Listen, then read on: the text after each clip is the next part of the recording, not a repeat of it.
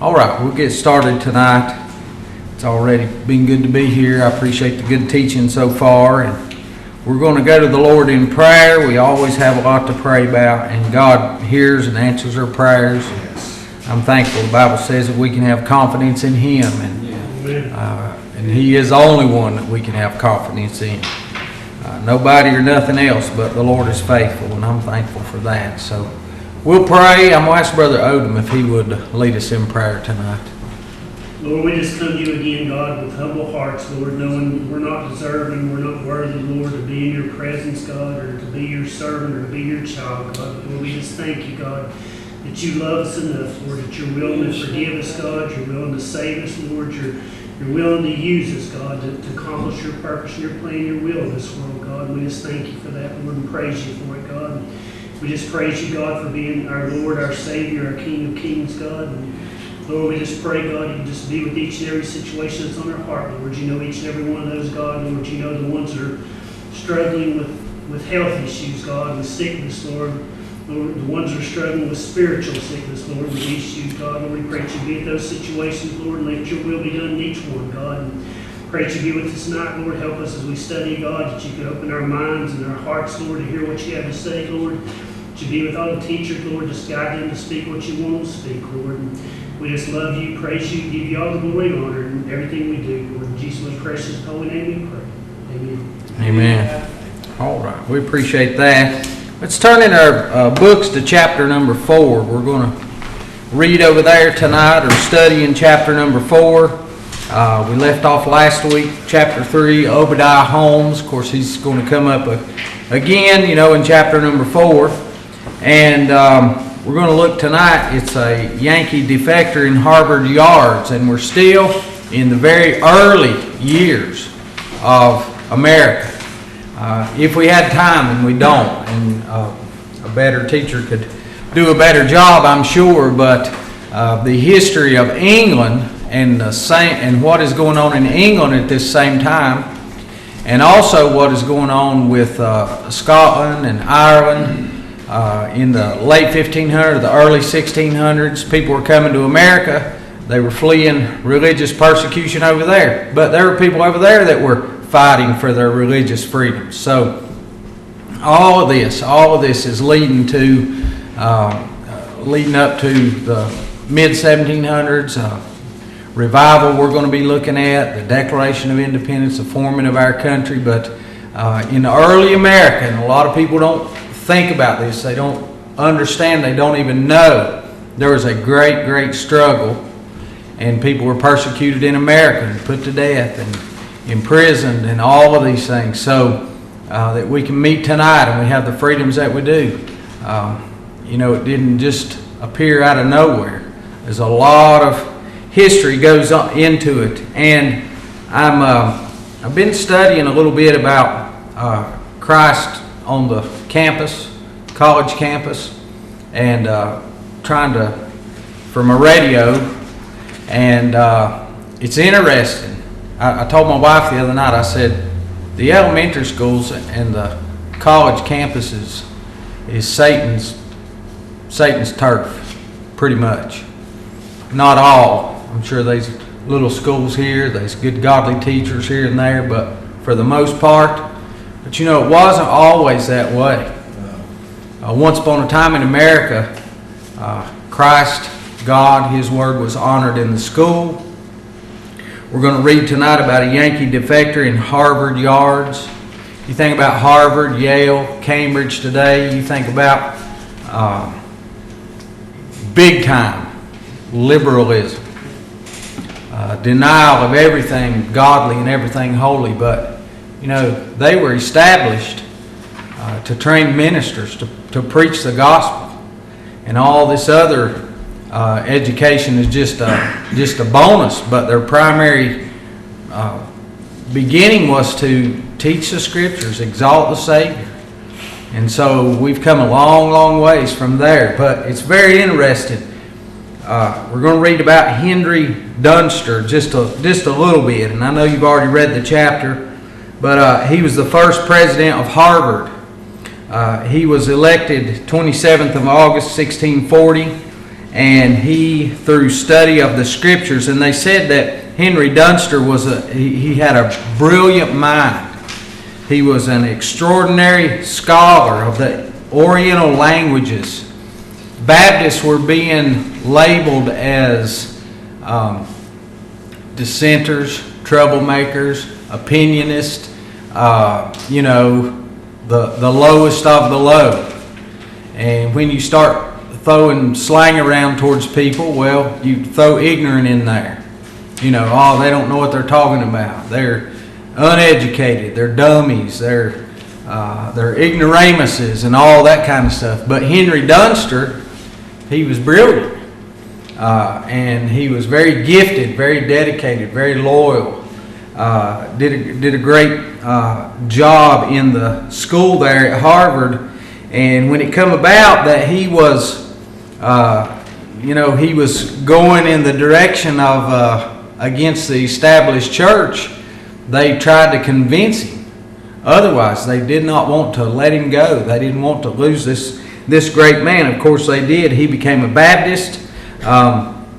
He came out against the baptizing of infants. We'll say just a little bit about him over on page number 58. It gives just a little down at the end of that page number 58. They finally kicked him out of being the president of the school. Thus ended the career of Henry Dunster as president of Harvard. It was hard for the Boston court to give up such a gifted and consecrated servant, but the Puritans could not endure someone whom, as Cotton Mather said, fell into the briars of anti-pedo-baptism.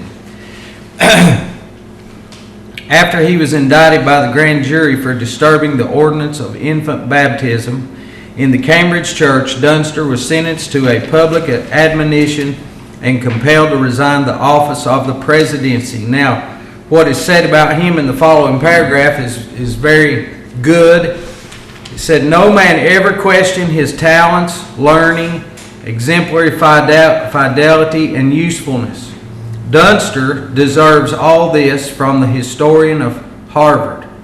He was as noble a servant as ever followed Christ in times when truth demanded painful sacrifices." And if you stand for the truth, it's going to cost you something. And it costs them something. It'll cost us something.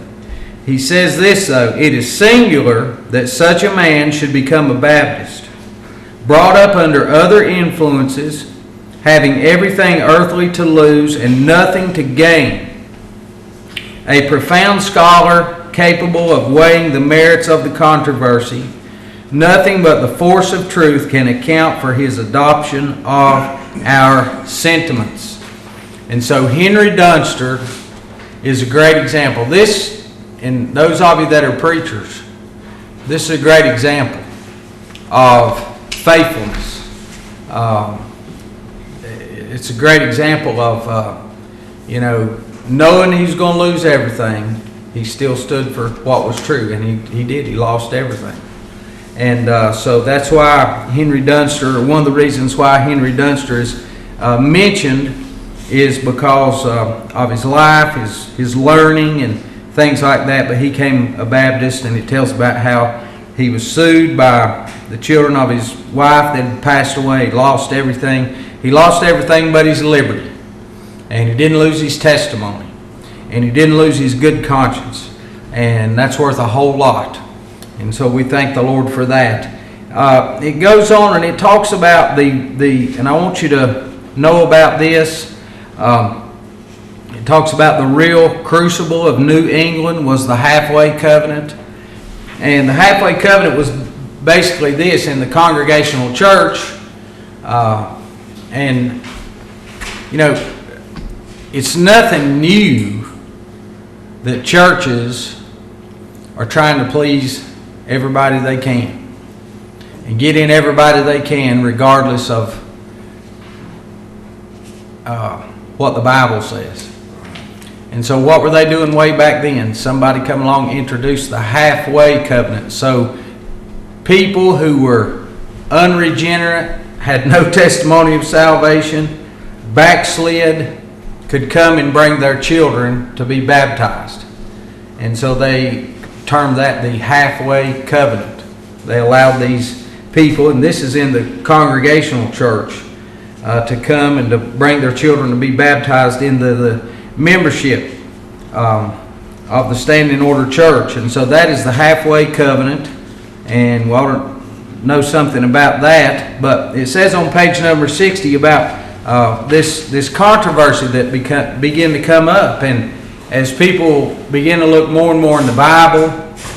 And there's also something I wanted to make mention of. I think it's on page number 57, and where it talks about, and I said this wrong years ago. I was preaching, and I was even before the internet then, I'm sure. But in my mind, I thought, well, King James Version, 1611, the Pilgrims came in 1620. They brought a King James Bible with them. I preached that one time. I found out later the Pilgrims didn't have a King James Bible. They had the Geneva Bible, which is the Bible before the King James Bible. You know, that's what they had on the shelf when they left Holland. That's what they had lived with, grew with, preached out of. But actually, the King James Bible didn't make it to America until many years later, about the 1630s, or 1630. It said the King James, or Authorized Version, was first printed in 1611 and came over to the American colonies by the hand of John Winthrop in 1630. So it took a few years for the King James Bible to make it to America. You got to realize times moved a whole lot slower back then. News, you know, everything. You had to cross the Atlantic Ocean to get here, for one thing. And so don't make that mistake. I made that mistake one time, just figuring out in my mind. Sure, they had it by then, but they came with a Geneva Bible. But we was talking about the halfway covenant. The King James Bible comes. It begins to come in Numbers. People have got the Bible. They're reading the Bible. This is what they questioned on page number 60 in the middle, where it talks about the real crucible of New England. Here's what they were debating about. If the citizens of New England were baptized shortly after birth, just what were they scripturally until they were born again? What were they? If you acknowledged experimental religion or the necessity of the new birth, then you were an unregenerate church member from the time of your baptism until your conversion, and there was certainly no scriptural warrant for that. If you rejected experimental religion with no necessity of a new birth, then the baptized infant was already in Christ and had no need of conversion. In addition, if you were a baptized member of the church but showed no token evidence of salvation, should your infants be brought to baptism? And so that's what he labels as the real crucible of New England. This law by the church that your infants, and it was a law if you lived in the colony, you had to bring by law your child to be baptized. People like Henry Dunster and Thomas Gold and Obadiah Holmes and these men, they begin to study the scripture, and John Clark. And they could not find that. They could not see that. Well, how come? Because it's not in the Bible. And so they begin to preach against it. They begin to ask people questions, you know. Well, what are these babies?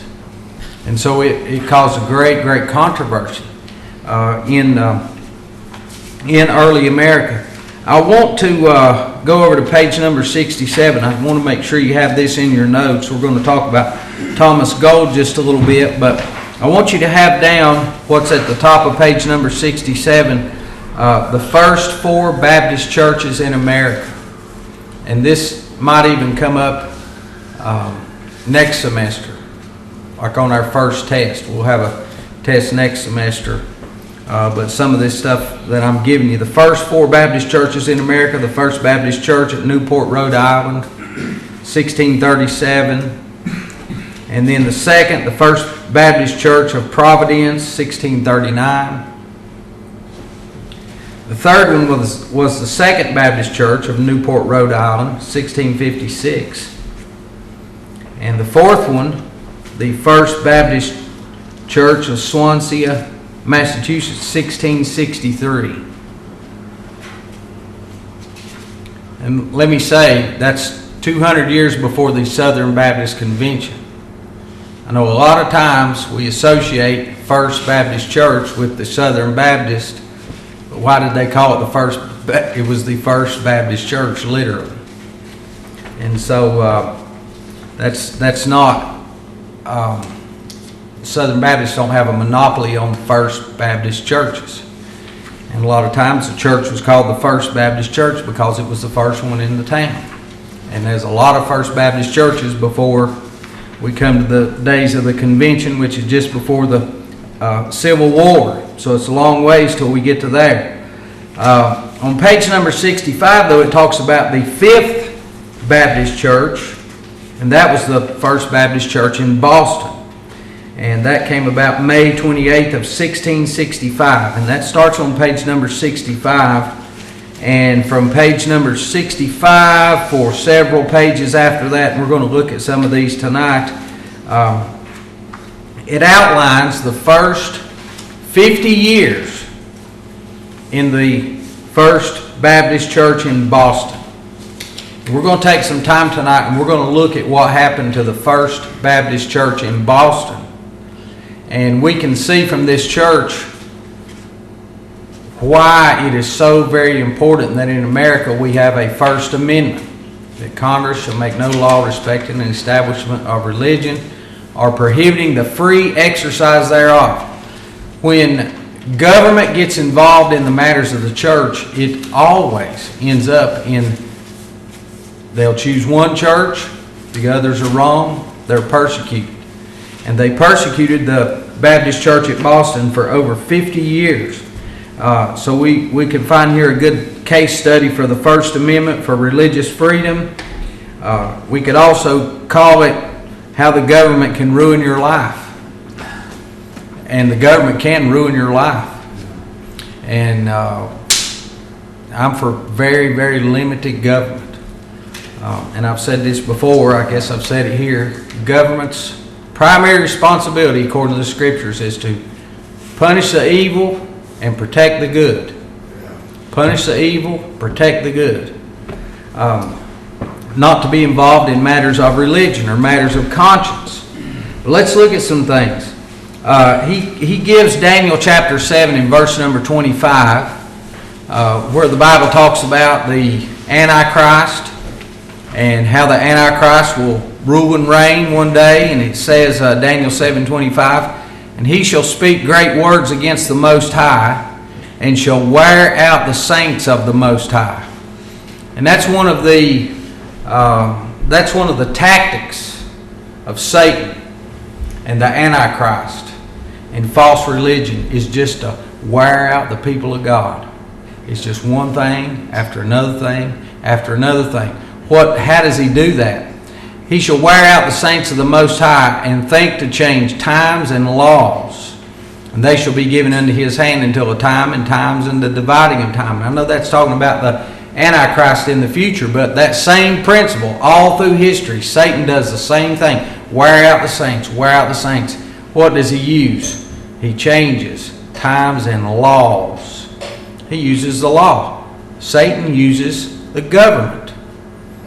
And so we find an example here, because the church and the government were married together. And so if you got in trouble in the church, you got in trouble with the government. If the black hats came for you, if the magistrate come for you, they hauled you off to a church court. So it was one and the same. And God's people, and we've already studied this all down through the histories, they were for the separation of church and state. And so let's notice some things of what happened to the church, the first church at Boston.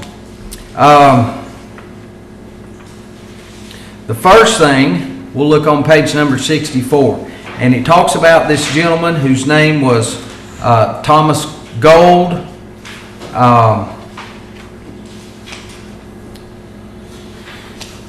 let's see, I'm going to read just a little bit. It talks about, at the very top of page number 64, well, let's go back in page number 63 and catch up. Mr. Gold, and this is the very bottom paragraph, Mr. Gold protested as dissenters did by walking out during infant baptism or turning his back while a christening was conducted. He was threatened with beatings, spent time in jail, and threatened with excommunication. But with all of this to endure, in his mind the most heartbreaking censure of all was to be denied the Lord's Supper. In retrospect, we sense we are observing the life of a very unusual man. There was no public flogging for Thomas Gold, though his disobedient ways could have earned him one. There was no excommunication and no banishment. Perhaps Gold's testimony alone was a deterrent for tyranny, or perhaps a post-Obadiah Holmes Boston had become squeamish about excessive punitive measures. The Quakers, however, were not as fortunate. So we not talk about the Quakers, but they took 4 people out in the next paragraph and they hung them. But Thomas Gold, if we look at the tactics that Satan has used down through the centuries, number one, personal harassment. And that's what we find with Thomas Gold. They picked out somebody, they picked out a leader, they picked out somebody that had influence and people listened to, and what did they do? For years and years, they harassed a lot of people, but Thomas Gold. And over again, we find his name coming up. And at first, he didn't want to separate. He didn't want to leave his church. He just didn't agree with what was going on. And it kept on until eventually he became a full-fledged Baptist, and he moves on from that. But personal harassment. And so if you want to attack the church, first thing you do, you target the leaders. And so we find that they would get the leaders and they would harass them. And then when we look on down, going past that, go over to page number 68. The second thing we'll point out, he begins to talk more about Thomas Gold and how they moved, and how that they formed the First Baptist Church in Boston, Massachusetts, and what they did when the church formed. Second paragraph down, or let's read the first one where it says, "As the Antichrist is credited with wearing out the saints of God." In Daniel 17:25, the Boston Baptists were subjugated to relentless attacks of the standing order to disrupt their worship. The tactics of the adversary were in full force as Gold and his flock were dragged, sometimes literally, before countless councils and courts. In Boston, a new scornful identification was given to the baptized believers, Anti-Peta Baptists. In August of 1665, Richard Russell called on the constable of Charlestown to go looking for these dangerous people. Making no attempt to cloak themselves, they were discovered, and the small congregation was summoned to the Court of Assistance in September. And so what did they do to this new church? They began to harass them as a whole. If you can't get to them through one of them, well, attack all of them. And I've thought about this a whole lot of times.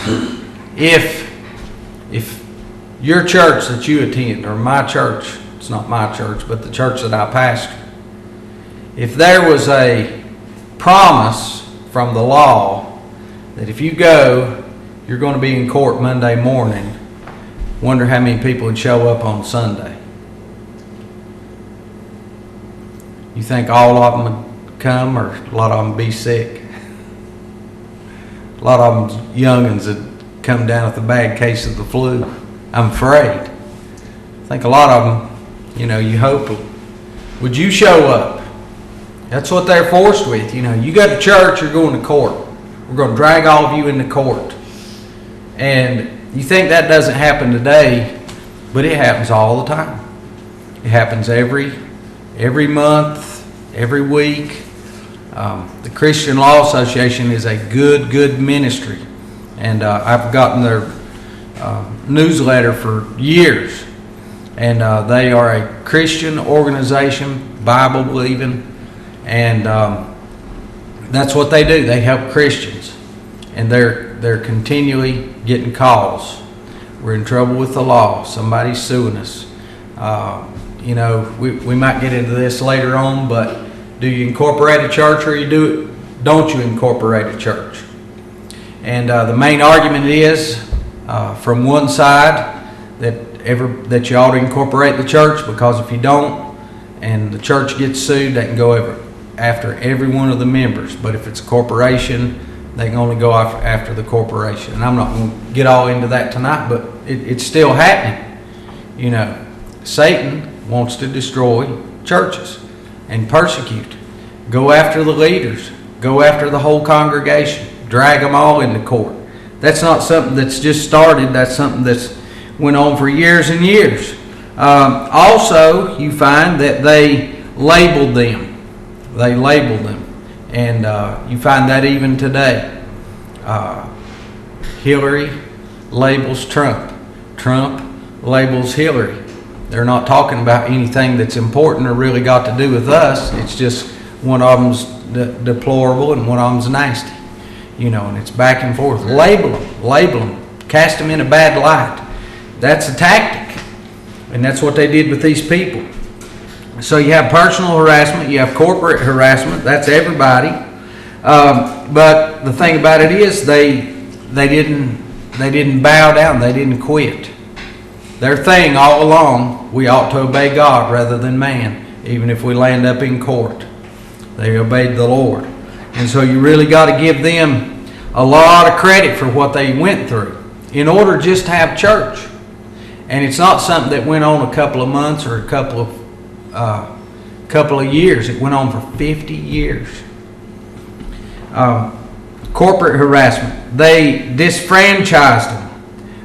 If you look on down, what that means, that's at the bottom of page number 68. The word is out there by itself.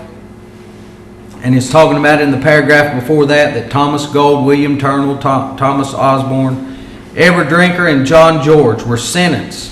This court doth account themselves bound to God, His truth and His church is here planted to bear their testimony, and do therefore sentence the said Thomas Gold, William Turnbull, Thomas Osborne, Edward Drinker, and John George, such of them as are free men, to be disfranchised, and all of them upon conviction before any one magistrate or course of their further proceedings herein, to be committed to prison until the general court shall take further order with them.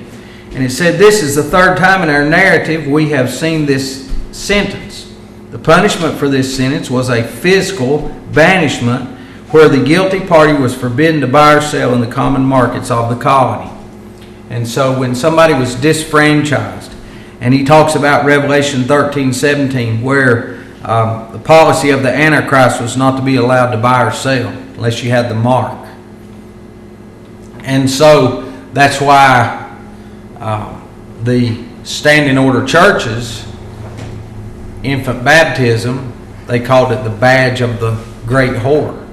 Talking about the great whore, the harlot of Revelation. They called that the badge of the Antichrist, the badge of the great whore.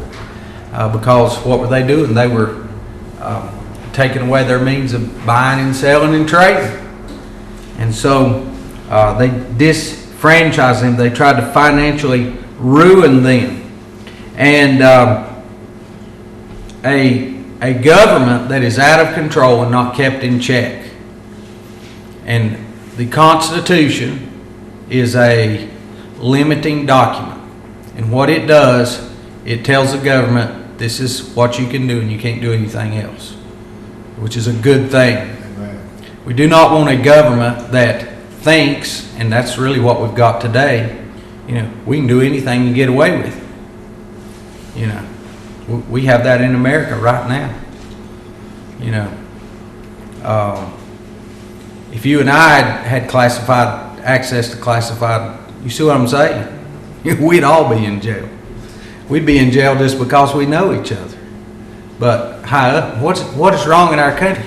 Some people think they get away with anything. All power. They have so much power. And so a all-powerful government that can give you everything can also take away everything that you have.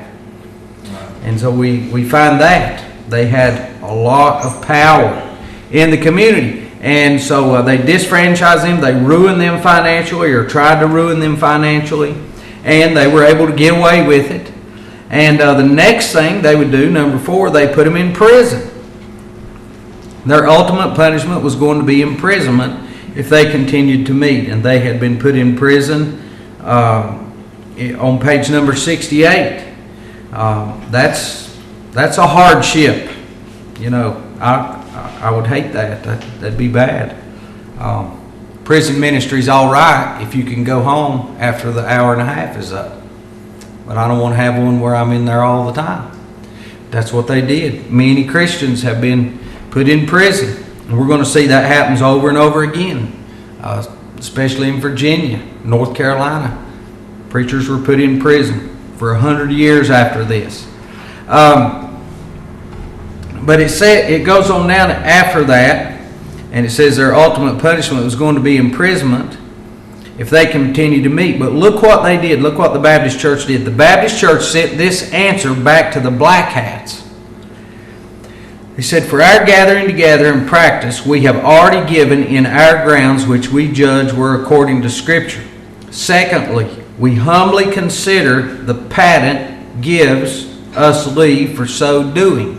And they're talking about what the government in England had passed concerning churches. And so they thought they had legal standing for what they were doing. They did have legal standing for what they were doing, and they're making their case. The patent gives us leave for so doing, as His Majesty hath explained in His letter to the General Court, saying that the principal end and foundation of that charter was and is the freedom and liberty of conscience. They made the case. They said, we're not breaking the law. We've been given this right. We're not doing anything wrong. Thirdly, they said, we consider the law of the colony doth not deny it to us, though with some provisions added, which so far as we failed of attending unto, we humbly crave pardon or submit to the penalty of the law therein. And I've been teaching about this on the radio, the subject of civics. And civics is the right and duty of citizens and how the government works. And Christians ought to be really knowledgeable of the right and duty of citizens and how the government works. More laws than you think are in our favor. But if you don't know that, it's not going to do you any good. Paul was an expert on civics. He appealed many, many times to being a Roman citizen. That gave him freedoms and liberties that other people did not have. One of the reasons why we're in such a bad shape in our country is people don't care. They don't know the laws of the land. They don't know about the Constitution. They don't know our history. They just don't know. Right. It's very important. And God's people, as you study church history, they used every advantage the law gave them to their advantage. But you've got to know it. You've got to know these things. And so one of the things we learn from history is, hey, these people used wisdom. They knew what the law was.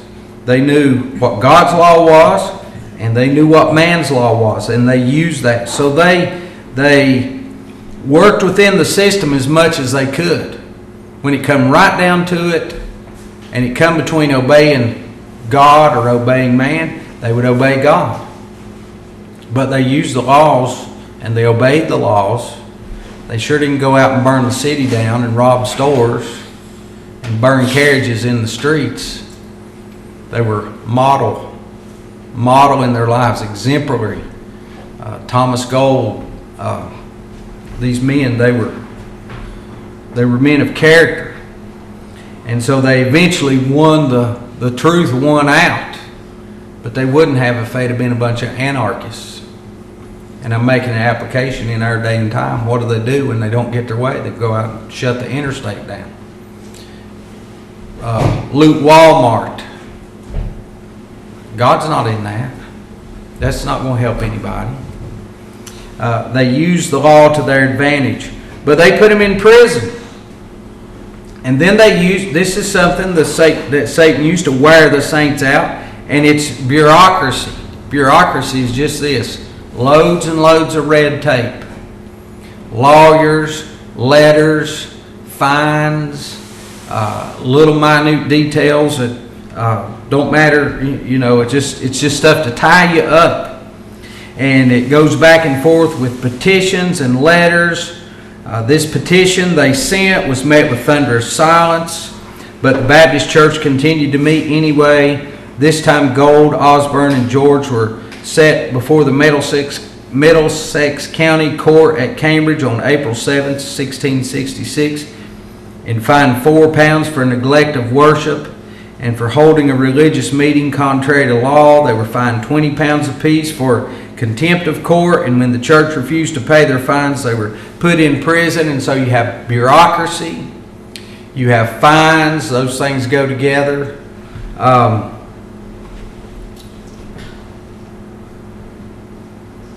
Have you ever, I hope nobody ever has, but it's sort of like trying to call the IRS. Good luck with that. Getting a straight answer, you'll pull your hair out. You'll never talk to the same person twice. You'll never get the same answer twice. And you can get so loaded down with red tape, thousands and thousands of volumes of laws that nobody understands, that nobody knows if they're coming or going. It's a way to weight people down, to shut people down. And so they use that to stop them. Then eventually, you go on down in page number 69, they had to move. It got so bad that they had to move. They didn't stop, but they had to move. And they moved to Noodles Island. It talks about that. It talks about the fines. Page number 70, it talks about that a levy was placed upon some of them's property. Now, a levy is different than a fine. I'm talking about bureaucracy. How can the government stop the church? How can it get us sidetracked? Page number 70, second paragraph, it said, Gold, Osborne, and Miss Newell were again fined in April 1667. Gold declined to pay the fine and had a levy placed upon his property. Gold was brought several more times before the county court for failure to attend church, and one time winning an acquittal by jury. The court immediately reversed that acquittal, and that would all come down to the infamous Great Baptist Debate. So they fined him. He didn't pay his fine. They put a levy on his property. If you put a levy on somebody's property, they can't buy it, they can't sell it. It ties them up for eternity, as long as they live and their descendants live. And so they're using all the powers of government to shut down the church and to bring pressure upon them. There's a historical note in there if you like American literature, if you're interested in that. I remember reading the Scarlet Letter when I was in elementary school. And we did a field trip, went down to Winston-Salem and saw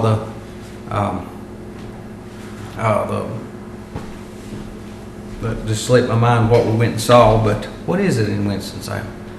Did you ever go to Jackson? What is it? Old Salem. Old Salem. They've got a place where they came, and it's like the witch trials and stuff like that. But anyway, it makes me think of the Scarlet Letter, and this man John Winthrop, he is portrayed in that novel, and I hadn't read it in years and years. But anyway, there's just a lot of interesting things in history if you can just learn to pick them out. It goes on page 70, 71. What else did they do? This is 8th in my list. They said, okay, we're going to have a debate about it. We're going to get this settled once and for all. And they invited, and all the main Baptist leaders came, and John Clark was there, and many others, and they advertised it like we're going to get down to settling something here. But when they showed up to the debate, it said on page number 71, It said all of New England was there. Dr. John Clark, St. Hillcox, Torrey, and Hubbard to assist their brethren in the debate, but it became quite clear that none of them were going to be allowed to speak. The standing order struck to a rigid game plan and basically demanded an answer to this. And it come down to asking the question, may we have church without your approval? It said in the very last paragraph, in any event, the standing order was not about to let anybody speak from Clark's Rhode Island crowd. And so it'd be like going to court, and they've already decided in court that you're guilty, and all you're there for is to be made a spectacle of. And so they didn't allow them to speak. They didn't debate on anything. And so that happened in the history of the First Baptist Church in Boston. Page number 72, the next thing we pick out that happened to them, they became an enemy of the state. And so they're persecuting them. They're trying everything they can to shut them down. And next they're declared to be an enemy. Well, these are good Christian people. They love the Lord. But now they're an enemy of the state. In the middle of page number 72, with the Noodles Island gang back in prison, the standing order preachers passed their judgment against the Baptists. They were an enemy in the habitation of the Lord, an anti-New England in New England. If this assembly be tolerated, where shall we stop? Therefore, on May 7th, 1668, the General Court deputies took the advice of the most revered fathers and banished Thomas Gold, William Turner, and John Farnham Sr. They were put in prison to await their escort out of Massachusetts. And so they became an enemy. And there's no greater friend. If you read the whole chapter later on, it was the Baptists that came out and fought against the Indians to save Rhode Island. And they wouldn't even acknowledge that they had the right to exist. See, the Baptist forefathers, and I'm sort of mixing in some stuff I preached on the radio, but their character, their message, their courage, they were the best friend the government had. And the government's persecuting them at the same time. But they declared them to be an enemy. Then they banished them. And there was a petition sent out on behalf of the church and these men. The last paragraph, while they awaited the forced exile of their leaders, the Boston Baptist Church on Noodles Island continued to meet. The aged and venerable Obadiah Holmes preached to them from time to time, refreshing their souls with his words and example. Then, in a stunning turn of events, the General Court of Deputies received a petition signed by 66 of the Bay's most outstanding citizens, asking for the release of the three men. The mortified court did absolutely nothing about the petition except take note of who signed it. That's personal data collection. You better be careful about all these petitions you're signing on Facebook and stuff. I don't mean you, but you know, they something you can put your name to stuff every day if you wanted to. What good's coming out of that? I've seen all kinds of sign a petition for this and I'm not saying to never sign a petition, but I promise you this, somebody's reading it and it's not because they're listening to what you're petitioning. If you are you just think about the mail that comes to your house, and I know you think about the mail that comes to your house that you didn't ask for, but you might be interested in, that might,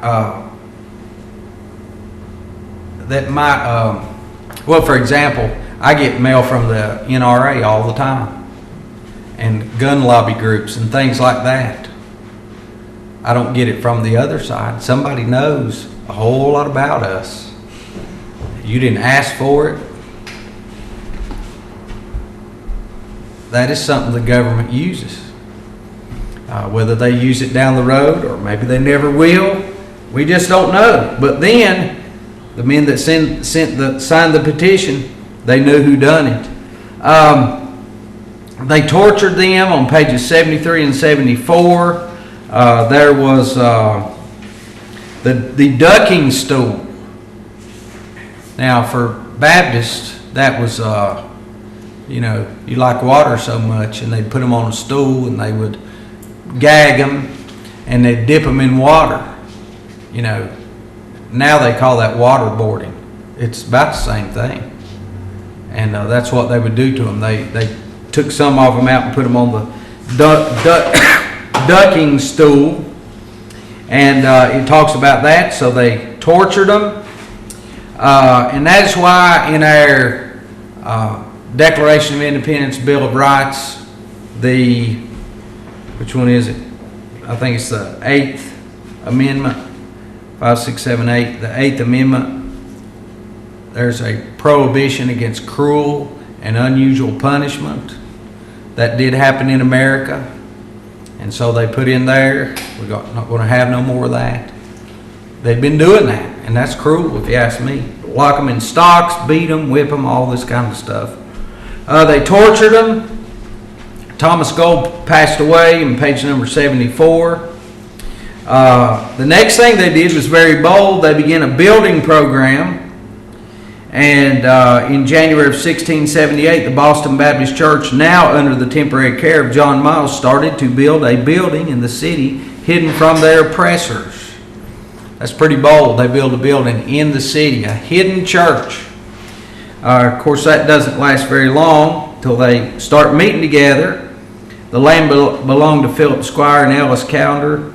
Their permanent new pastor, John Russell, was ordained in Boston, and the new church met in their stealth building for the first time, February 15, 1679. On cue, in May, the Black Hats came in full force. They passed a law condemning the structure. And so, first thing they run into is building code. They're going to harass them over that. And they condemn the structure. And then they physically nailed the doors shut on page number 75.